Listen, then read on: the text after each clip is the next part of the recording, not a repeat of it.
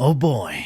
I think we just made one of the most synergistic Gara builds ever. The best part about this video is that I'm coming at it with two different synergies, using two different companions, each offering a different playstyle. But the result is, of course, complete annihilation of your enemies. What's good, folks? It's Nightmare Frame here with a new Warframe video, coming at you with the ultimate Red Crit Gara. For the people who know Gara, for her fourth ability, synergizing with her second ability, so she can nuke the area around her. But you have noticed one thing in all of those builds. It's just pure damage. It is scaling damage. There is no dopamine effect. What I'm saying is, no red crits. I know that red crits isn't everything, but this is also a damage increase to Gara, because it's offering a new multiplier. Crits, crit damage, and status application. So with this Gara, I am critting and applying status effects with her first ability. For those not familiar with her first ability, Shattered Lash. This is a pseudo-exalted weapon. Pseudo-exalteds all have their own unique perks, stats, function, and scale differently. Gara's Shattered Lash has 0% crit chance, 0% status chance, and a 1.0 critical multiplier. It deals both puncture and slash damage depending on how you activate the ability. Quick tap is puncture and hold cast is slash damage. Now reminder, this is just the damage type. You're not proccing any bleeds or puncture. You're dealing flat damage. But as you can see with this build, you are critting and you are slashing. So this ability scales off ability strength, equipped melee mods, and a combo multiplier. Unlike exalted weapons, pseudo-exalteds don't have a dedicated modding section, meaning they have to be modded externally using your equipped melee weapon. And this means you need a stat stick. Now here comes the age-old bond question.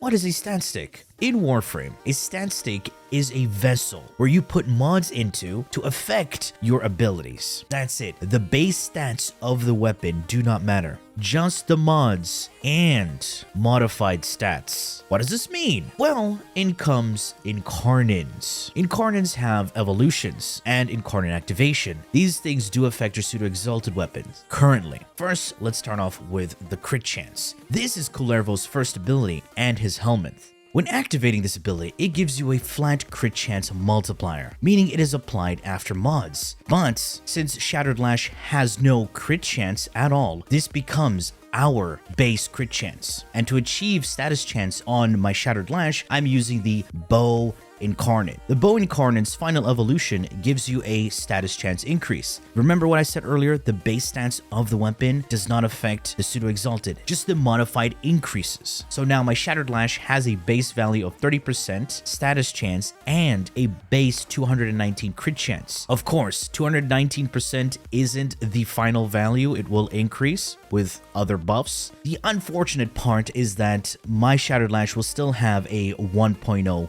critical damage multiplier. Just very low. And the only way I can increase my crit damage is through modding. And the crit damage mods are going to be present on my weapon and companion. Unfortunately, it's not going to be that high, but it's still significant enough for you to deal you're going to one-shot. That's what you're going to one-shot. Other than red critting and applying status effects, I have two companions with me. One of them is the Kubrow. Kubrow has a mod called Stalker, which turns you invisible. Now, this sounds amazing. However, if you attack with any of your weapons, that invisibility is removed. So how are we remaining invisible? Because even though Shattered Lash is a weapon, it's also an ability. So any abilities that you use to deal damage will not decloak you. You just have to be around enemies. If there are no enemies around, of course, you won't be invisible. If you attack with your weapon, doesn't matter if it has a silent mod, if you attack, the invisibility is removed. Now, we're invisible yet again. I'm using my first ability, yet I'm still invisible. Doesn't matter how many times I cast it, I am still cloaked. Also, you may have noticed, I am passively gaining combo. The one thing that Gara suffers is that she can't gain combo with her first ability, no matter how much she attacks. yet I'm passively gaining combo. That's thanks to the tandem mod on my pets. Now, why is combo important on Gara? Because when you reach 12 times combo, you get a 3.75 times final damage multiplier. Looking at the other companion, which is the Nautilus, the main difference from the Kubrow here is that this Sentinel offers grouping thanks to its precept Cordon, which pulls in enemies within a 30-meter radius, which is actually perfect as they get pulled into my Spectral Rage. Considering the lack of invisibility with this companion, I now get the privilege of priming my enemies, further increasing my damage on them. Priming does not only increase my damage, but also survivability, as it crowd controls enemies even further. So now that you understand how everything functions, let's take a look at the build. Starting off with our Archon Shards. I have 2 Amber Shards here. You don't need the Town Forge, I just didn't have an extra regular one. Casting speed affects all the animations that Gara does. And then 2 Red Shards here, preferably Town Forge. If you had 3 Red Town Forge Shards, even better, because then that will get you to the 304% mark, meaning pure red crits. You won't see a single orange. And the focus school is really important. I'm going to be using Naramon here for the Power Spike node.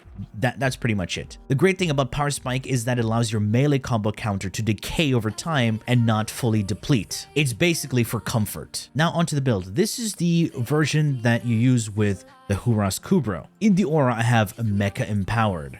Now this is quite interesting for this loadout because the Kubrow will mark a target here and there. That marked target will take 150% bonus damage, and killing that marked target will spread these status effects all around. Right now I have 3 mecha mods, so this is a 22-meter spread. The set bonus does not increase the damage, but increases the range of the effect. Prime sure-footed, because spending less time on your butt is a huge DPS increase. Strength at 219% with the 2 Archon Shards, Transient Fortitude, and Umbral Intensify. This will be taken all the way up to 279% thanks to Molt Augmented, granting me 60% bonus strength at 255 stacks. Range at 175% with Stretch and Augur Reach. This gives my Shattered Lash a nice reach of 17 meters. And 21 mirrors on Spectral Rage. Spectral Rage is going to be our main source of energy income, thanks to its augment Spectral Siphon. Killing enemies within the mirrors has a 50% chance to drop energy orbs, so this is super useful. Duration at 156% thanks to Prime Continuity and Constitution. Not for the second ability. The second ability is just going to be there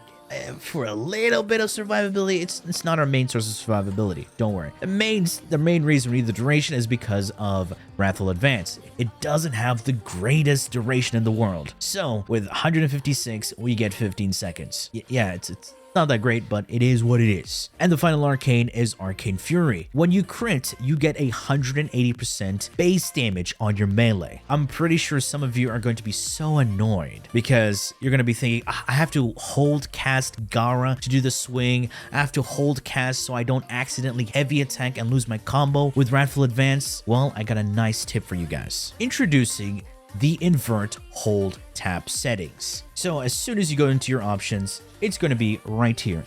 You see it? It's right there. Right there. Invert tap hold settings. You're going to search for Gara, switch it to inverted. You're going to search for Kullervo and switch it to inverted. Now, what does this do? By simply quick tapping the abilities, I'm doing a swing, which is slash. And with Kullervo, I just have to touch and I teleport. Mind you, do not face the enemies when doing this. Try to face the wall, so you don't accidentally heavy attack the enemies to then lose your combo. You don't want that. You definitely don't want that. And now let's move on to the stat stick build. I'm using the bow Prime Incarnate. I know some people, but Nightmare, you can use the regular bow to get a slight increase in stat. You use whatever bow you got, it's fine. 30% is more than enough. You're going to be going over 100% status chance anyway, and you'll be double proccing anyway. So relax there, buddy. Take a look at the evolutions. First one is 100% chance to gain combo. This does not affect tandem, but it affects your initial combo buildup. Because when you go into a mission, you're going to quickly hit enemies, build up that combo, and then chillax. Bonus movement speed when the melee is equipped. And finally, the status chance increase. Taking a look at the build. Notice there is no crit chance mods because Shattered Lash has no crit chance, and Wrathful Advance is a flat increase, meaning it applies after mods. And mods like Sacrificial Steel or Blood Rush multiply the base crit chance of your weapon. If the base crit chance is 0, it's pretty much multiplying a number with 0. What do you get? 0. Base damage coming from Arcane Fury, Prime Pressure Point, and Spoiled Strike. A 2.5 times crit damage increase with Gladiator Might and Organ Shatter. And don't forget about the Tenacious Bond that will be paired with this crit damage. Buzzkill, just to increase the slash weighting because I'm going to be modding this for viral as well. Weeping Wounds will scale off the base 30% that is applied to my Shattered Lash. Of course, they're all going to be additive to each other. So Weeping Wounds and the 60/60 elemental mods will give me a 198% status chance at max combo. And the reason I'm not using the 90% elemental mods because I don't want my viral to be the main damage source, so it doesn't overpower the slash. Now, here is another thing. Make sure you have 2 dexterity arcanes, 1 on your primary weapon, 2 on your secondary weapon. Even though you have Neramon, this gives you another big window of your combo duration, which is also going to be important in the other build. We're still in the Kubrow loadout, so let's take a look at the Kubrow build. This is the Huras Kubrow. The most important thing here is stalk. The Kubrow cloaks itself and its master to stalk down its prey when they are within 24 meters, meaning enemies have to be within 24 meters of you, or else no invisibility. Tandem Bond here is going to be our passive combo increase with this build. Since we don't want to touch enemies with our weapons, this is going to be a nice passive increase. Of course, we will touch them in the beginning, right? Little touch with no consent to get our combo to that 12 times before we go invis. Tenacious Bond for that final crit damage increase when your companion has over 50% crit chance. Now, you may have noticed I don't have Bite, but I'm using Hunter Synergy. 30% of the primary weapon's crit chance is added to the companion. If you use a weapon with decent crit chance, 30% of that is going to be added to the companion. I'm using the Dread. The reason I'm doing this is because Huras has 10% crit chance, and Bite is a 4.3 times crit chance increase, and that's still not enough to get it over 50%. Hunter Synergy with a high crit chance weapon is way better because it costs less, and now your primary weapon functions as a stat stick for your Kubrow's crit chance, effectively buffing your crit damage thanks to Tenacious Bond. And the 2 mecha mods to increase that AoE. Vitality Redirection, Health and Shields, Pack Leader for additional survivability on my Kubrow. I just have to graze enemies with my melee and it gives it Overguard. Now taking a look at the other loadout using the Nautilus. Reminder, if you do have the 3 red Tauforge shards, you don't need to do this step. And what is this step exactly? Well, all I did was replace the aura with Growing Power, yet the build remains the same. But the secondary build is actually important with this particular loadout. I'm running a Viral and Radiation build, and I'm using 2 additional Augur mods paired with the Augur mod on my Warframe. This is going to be some additional increase to my shields when I expend energy. So pair this up with Guardian, I can easily refresh my shield gate here and there and not have to worry at all about taking damage to my health unless there's Toxin. Why Radiation? Reminder, Radiation really good against enemy auras that protect allies. Taking a look at the Nautilus build. Guardian for my shields, Cordon for the Radial Suck Assault mode.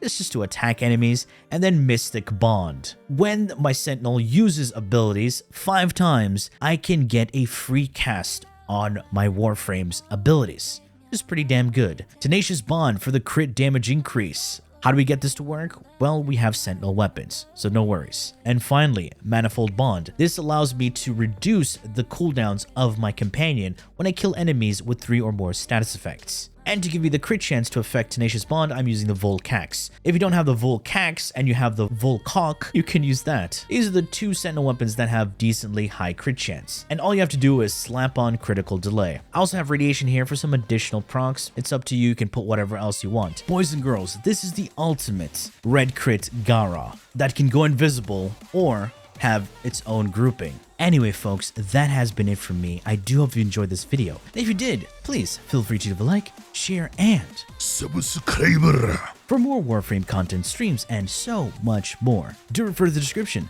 Thanks for watching, and as always, peace. Bye-bye now.